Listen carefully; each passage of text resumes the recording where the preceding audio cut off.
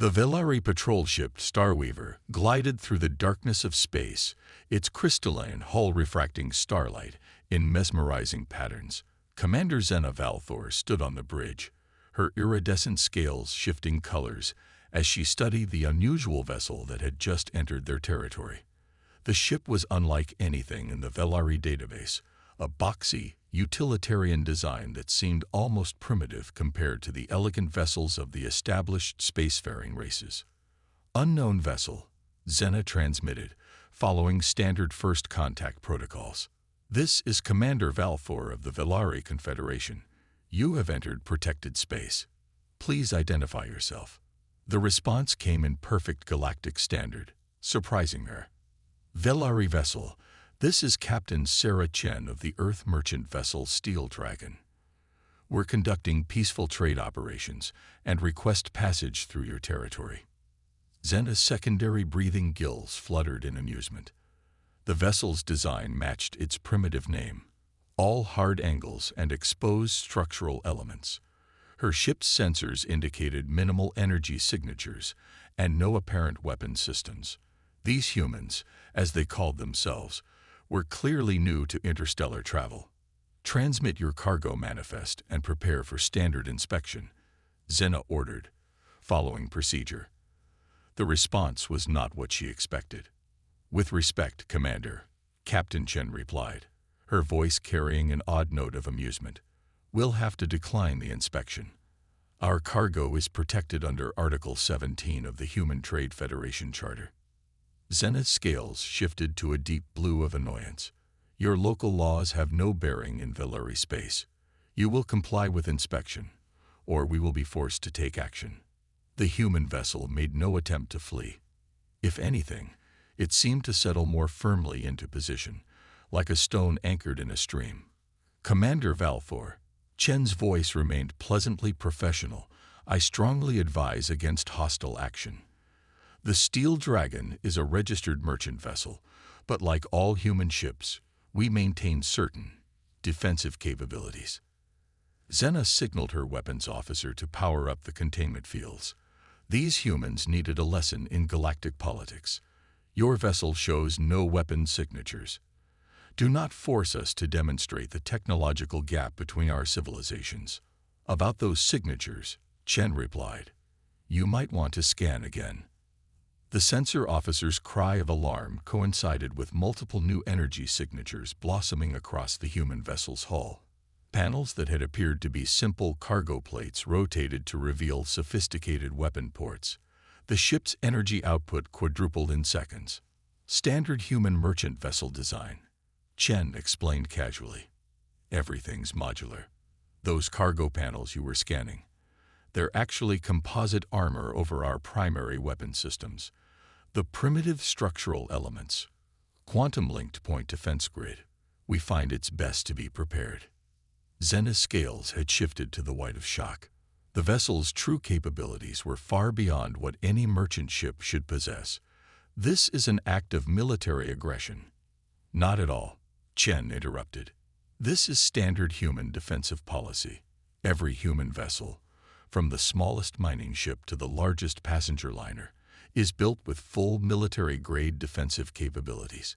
We're peaceful traders, Commander, but we learned long ago that peace is best maintained through strength. A new alert caught Zena's attention. Her sensor officer's voice trembled. Commander, we're detecting quantum communications. The human vessel is. It's talking to something. Multiple somethings. They're already here. Space rippled around them as three more human vessels shed their cloaking fields. They were smaller than the merchant ship, but unmistakably warships, their designs optimized for combat. Allow me to introduce the Steel Dragon's escort, Chen said. They've been with us the whole time. Standard human convoy procedure, visible trader, hidden protection. Now, shall we discuss peaceful passage through your territory? I have an excellent selection of Earth teas that might interest your merchants. Hours later, Zena sat in her quarters composing her report to Velari High Command. How could she explain that a single human merchant ship had completely upended their understanding of military doctrine? The humans didn't separate their civilian and military vessels. They simply built every ship to serve both purposes. Their technology, far from primitive, was simply designed to appear so until needed. Her final words caught the heart of the matter. The humans appear to be genuinely peaceful, but their definition of peace includes maintaining overwhelming defensive capability at all times. Most worryingly, they seem to find nothing unusual about this approach. Recommend immediate review of first contact protocols. These humans represent something entirely new, a species that has eliminated the distinction between civilian and military vessels not through militarization, but through a philosophy that sees no contradiction between being prepared for war while genuinely desiring peace. The Great Hall of the Velari Confederation sparkled like a jewel, its crystalline walls refracting light in complex patterns that mirrored the emotional states of its occupants. Today, those patterns were chaotic, reflecting the tension in the emergency council session. High Chancellor Vex stood at the central podium, his scales shifting through concerned purples as he addressed the assembled representatives. The human vessel's capabilities were beyond anything our doctrine predicted, he said, gesturing to the holographic display, showing the Steel Dragon incident. But more concerning is what their ambassador has just revealed. This was not a special case. Every human vessel possesses similar capabilities.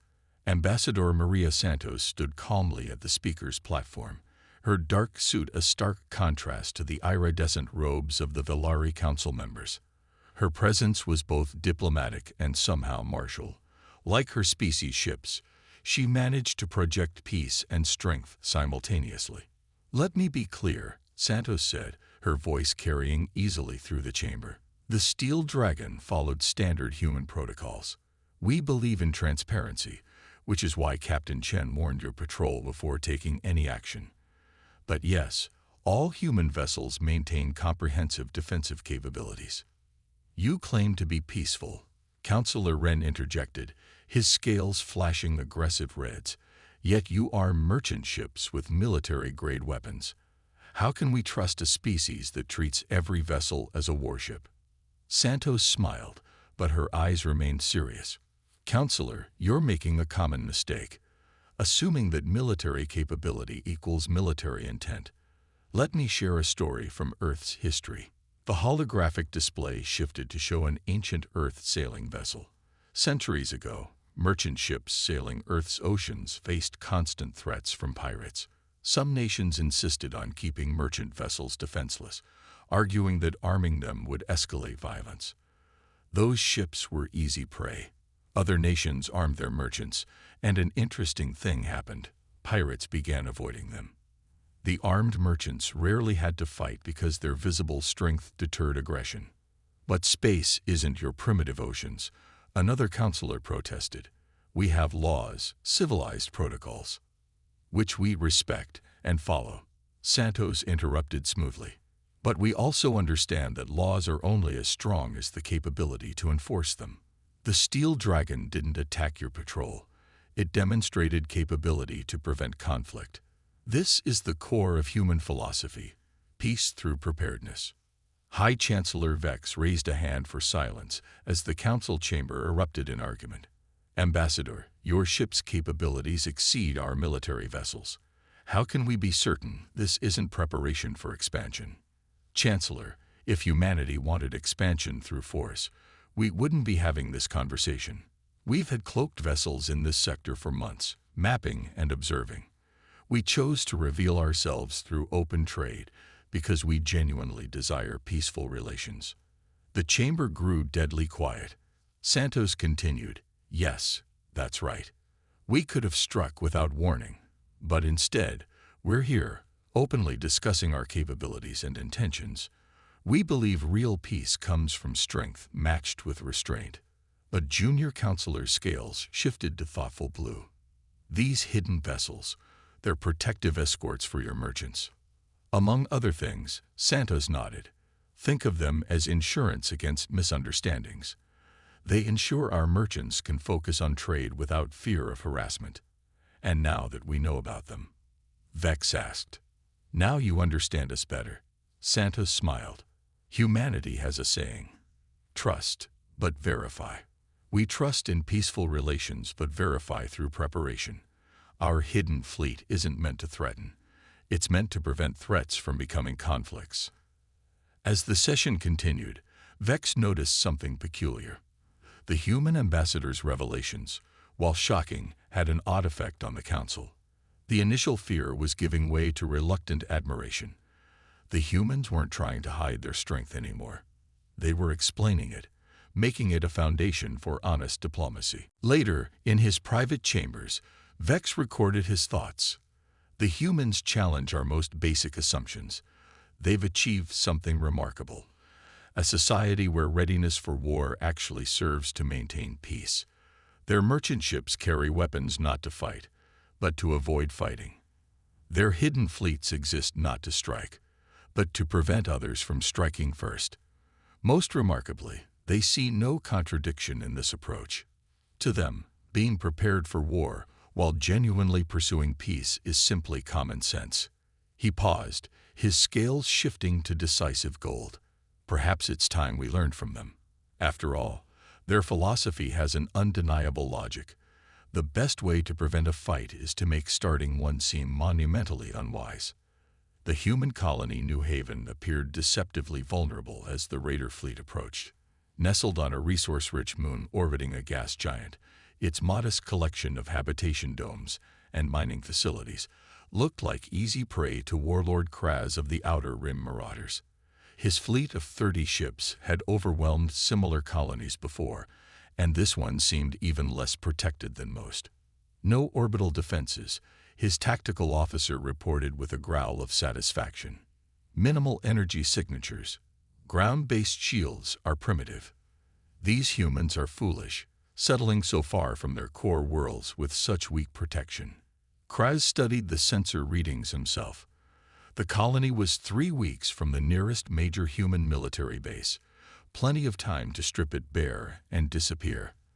The recent diplomatic furor over human ships meant nothing out here in the frontier. Begin the approach. Standard terror formation. The first hint that something was wrong came when his fleet crossed the moon's outer orbit. Energy spike. His sensor officer barked. Something's activating on the surface. The seemingly decorative communications array atop the main colony dome split apart, revealing a sophisticated quantum transmission device. Before Kraz could react, space itself seemed to shiver around his fleet. Multiple spatial distortions. The sensor officer's voice cracked with panic. Ships decloaking. Everywhere. They emerged like ghosts becoming solid. 12 sleek vessels of obvious human design, their weapons already tracking Kraz's ships. But these weren't military vessels. Each one bore the markings and modifications of a mining ship. This is Marina Chen, security chief of the New Haven Mining Cooperative. A calm voice transmitted on all frequencies. Your fleet has entered a restricted zone and triggered our automated defense protocols. Power down your weapons and prepare to be boarded. Kraz snarled in defiance. You think a handful of mining ships can threaten my war fleet? All vessels, attack formation. Those aren't just mining ships, a new voice cut in. To Kraz's shock, it came from within his own flagship. A hologram flickered to life on his bridge. A human woman in a simple miner's uniform. Every human vessel is a warship when it needs to be. But more importantly, every human colony is a fortress, if you know where to look. The hologram gestured, and streams of data flooded Kraz's displays. Hidden weapon emplacements emerging from the colony's atmospheric processors. Defensive shields far more sophisticated than initial scans suggested, snapping into place around vital structures. And most worryingly, the mining ships were demonstrating capabilities that no mining vessel should possess. You see, the hologram continued conversationally. Those ships out there, they really are mining vessels. We use them to crack asteroids and process ore. But the same tools that can cut through rock can cut through warship armor. The gravity manipulators we use for extraction make excellent tractor beams. And those primitive ground-based shields, They're quantally linked to form a planetary defense grid that could withstand a bombardment from a fleet 10 times your size. Kraz's tactical officer reported with growing dread as each of the colony's hidden defenses revealed themselves. The modest habitation domes concealed military-grade sensor arrays. The mining tunnels were actually hardened bunkers. Even the scattered debris from the mining operations formed a pre-positioned minefield when activated. Impossible, Kraz growled. A mining colony couldn't afford these defenses. The hologram smiled. Who said we had to afford them separately? Every piece of equipment here serves multiple purposes. Our mining tools are weapons. Our weapons are mining tools. Efficiency through multiplicity. It's a human specialty. From the colony's surface, Security Chief Chen watched as the reality of their situation slowly dawned on the raiders. Her holographic projection on their bridge, transmitted through the quantum infiltrators they'd scattered through the approaching fleet, was having the desired effect. "I'll make this simple," she said. "You have two choices. Surrender and face prosecution under galactic law, or," she let the mining ships demonstrate their capabilities, their industrial cutting beams slicing through space in a precise pattern that just happened to box in the raider fleet. Kraz's surrender came quickly after that. As Chen supervised the raiders' detention, she received a priority communication from Earth Command. "Excellent work, Chief. The Velari observers are impressed, though they're a bit concerned about how easily we turned mining equipment into military assets." Chen grinned. "Should we tell them about the terraforming equipment?" "One revelation at a time," came the amused reply. "Though I suspect they're starting to understand. Humans don't build weapons and tools. We build tools that can be weapons when needed. It's not about being warlike. It's about being prepared." Later, in her report to both Earth Command and the Velari Confederation, Chen wrote, "The incident demonstrated the effectiveness of our integrated defense doctrine. The raiders expected a vulnerable mining colony and found a fortress. They looked for military ships and found mining vessels with military capabilities. Most importantly, they discovered what all humanity's potential adversaries eventually learn. We believe in peace through preparedness, and we prepare thoroughly." A Velari observer added his own note to the report. "Most concerning is not the humans' military capability, but their efficiency in achieving it. They don't waste resources maintaining separate military and civilian infrastructure. They simply ensure all their infrastructure can serve either purpose." One wonders what other surprises their seemingly innocent technology might contain. The Galactic Council's observation chamber hummed with activity as representatives from 7 major civilizations gathered to discuss the growing human presence in their space. Holographic displays showed various encounters between human vessels and alien ships over the past standard month. First speaker Tilara of the Meridian Collective gestured to a display showing the human research vessel effortlessly disabling 3 warships from a minor race that had attempted to seize it.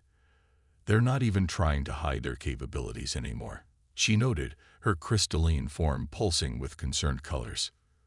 "Why should they?" responded Ambassador Kex of the Selvaran Empire, his feathered crest rising in agitation. "Our own probe of their defenses last week proved enlightening." The display shifted to show a diplomatic incident where Selvaran ships had deliberately violated human space to test their response. The footage showed a human colony's automated defense systems activating before the Selvaran ships even arrived. Quantum entanglement detectors had warned them well in advance. The humans had politely but firmly escorted the ships out of their territory, demonstrating capabilities that made the Selvaran military tech look primitive by comparison. The truly fascinating aspect, contributed scientific observer Ren from the Velari Confederation, is how their defensive doctrine shapes their entire civilization. A new hologram appeared, showing the schematics of a human colony world. Look at their city planning. Every architectural choice serves multiple purposes. Their waste recycling systems double as emergency bunkers. Their communication networks are hardened against military strikes. Even their entertainment venues can be converted into medical facilities or command centers. A junior observer interrupted with a priority alert. The main display switched to a live feed. A human passenger liner was under attack by an unknown force near the Carina Nexus. The council members watched, curious to see how this latest test of human capabilities would play out. Unknown vessels. This is Captain Lisa Wong of the Earth passenger liner Star Dream. While I appreciate your interest in our vessel, I should inform you that we're currently carrying 500 civilian passengers, including children on a school trip to the Carina Artistic Colonies.